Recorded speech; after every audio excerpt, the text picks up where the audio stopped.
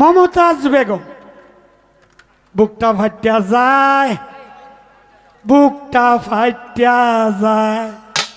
বন্ধু যখন বউ লইয়া আমার বাড়ির সামনে দিয়া রঙ্গ কইরা হাইটা যায়, বুকটা ফাইটিয়া যায়।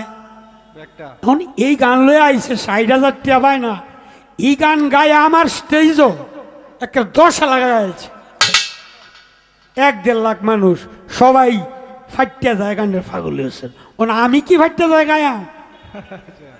তাড়াতাড়ি মালিককে কইছি, মালিক তুমি মিলাই দেও। আমার মালিক মিলাই দিছে কিতা,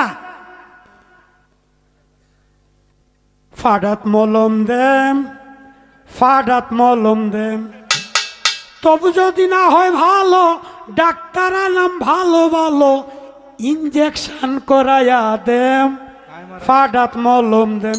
ওইছে নি একেবারে বুঝবাই আর আমার সামনে গায়ে